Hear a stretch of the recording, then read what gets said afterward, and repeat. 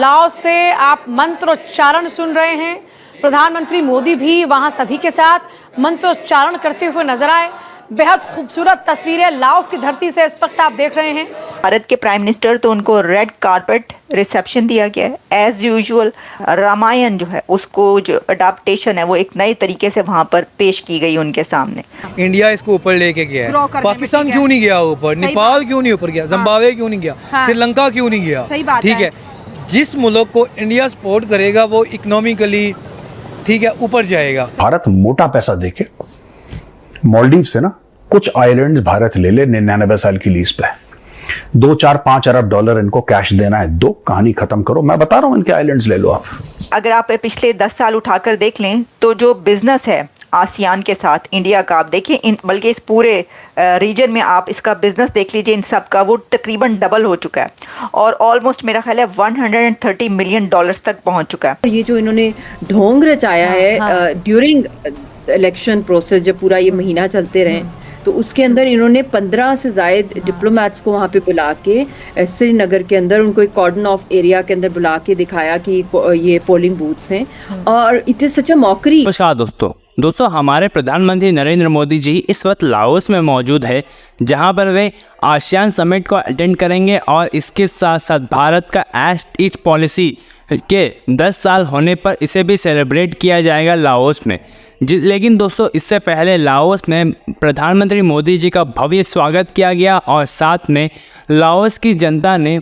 काफ़ी सारे हिंदू मंत्र पढ़े, जैसे कि गायत्री मंत्र और काफ़ी सारे अन्य मंत्र, जिसे देख करके पूरी दुनिया हैरान है किस तरह से भारत की कल्चर पूरी दुनिया फॉलो कर रही है और भारत के वैदिक मंत्र भी जाप कर रही है हमारे प्रधानमंत्री मोदी जी के आने पर। तो चलिए इसी पर आगे पाकिस्तानी मीडिया का रिएक्शन देखते हैं। अगर आपको हमारा ये वीडियो पसंद आए तो वीडियो को लाइक करें और हमारे चैनल को सब्सक्राइब कर लें। भारत के वजीर आजम का ये जो विजिट है ये बहुत ही इम्पॉर्टेंट है।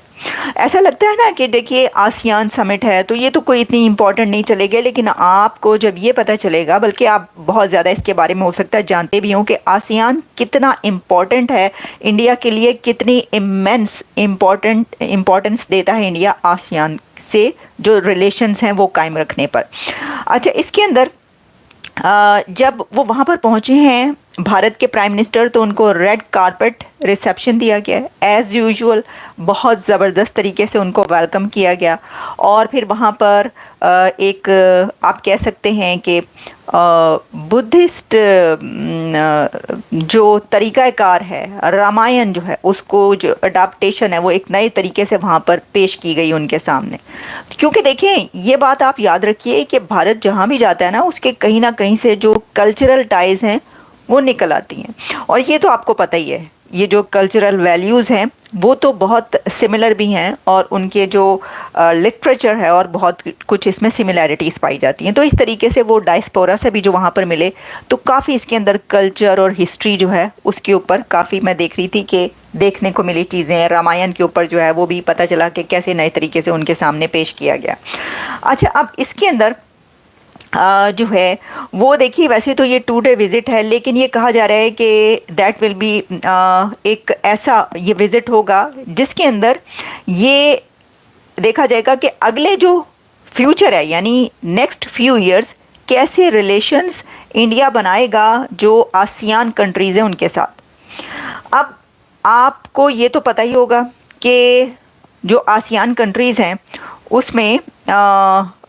जो यानी वैसे तो इंडिया के सभी कंट्रीज़ जो हैं उनके साथ बड़े अच्छे रिलेशंस हैं। यानी जब हम ये बात करते हैं ना कि जी तो वो कौन सा कंट्री है उनके साथ रिलेशन नहीं है, बल्कि मैं एक बड़ी ही इंटरेस्टिंग इसके अंदर देख रही थी, वो मैं आपके सामने भी बताऊंगी कि ये जो इस वक्त वहाँ पर नरेंद्र मोदी साहब पहुँचे हैं ना तो इतनी इंटरेस्टिंग एक इसका एस्पेक्ट है कि इसमें इम्पॉर्टेंट एनिवर्सरीज जो हैं वो भी आ रही हैं इंडिया की दूसरे कंट्रीज़ के साथ। यानी इसमें India diplomatic relations with several countries in the region, 75th with Indonesia, 75th anniversary with Indonesia, 75th with Philippines,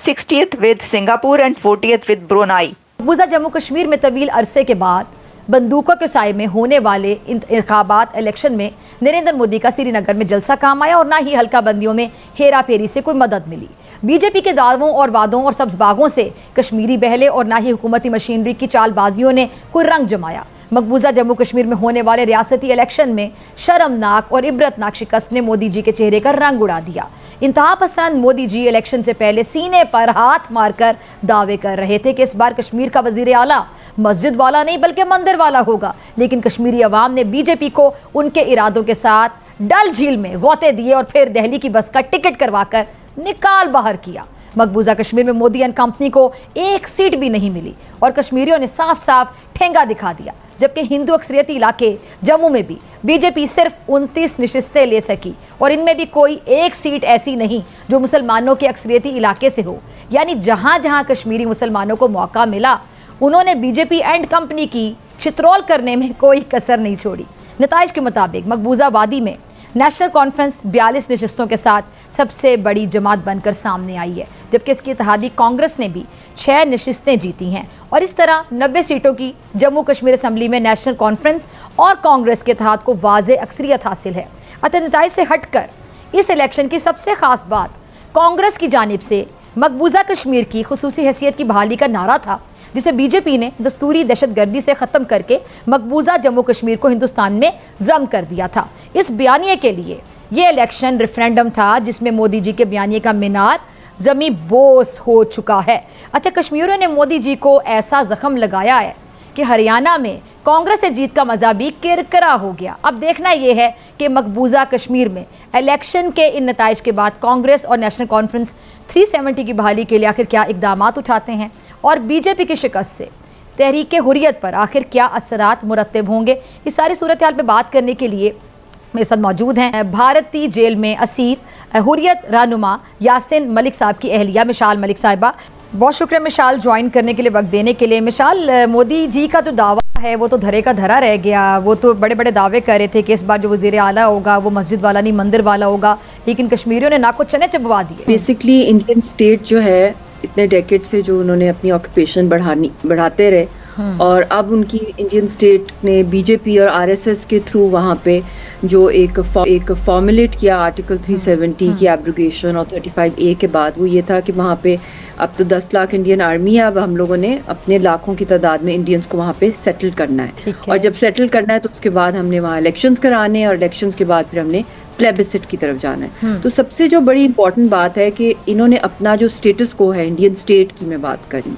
वो बरकरार रखा है और हम लोग जो लोग हैं, जो कश्मीरी कौम है, जो तहरीक के साथ है, जो के खुद इरादियत की तहरीक चला रही है, हमें अगर ऑफिशियल टर्म्स में वी आर फ्रीडम फाइटर्स, अगर जो टर्मिनोलॉजी यूज़ की जाती है,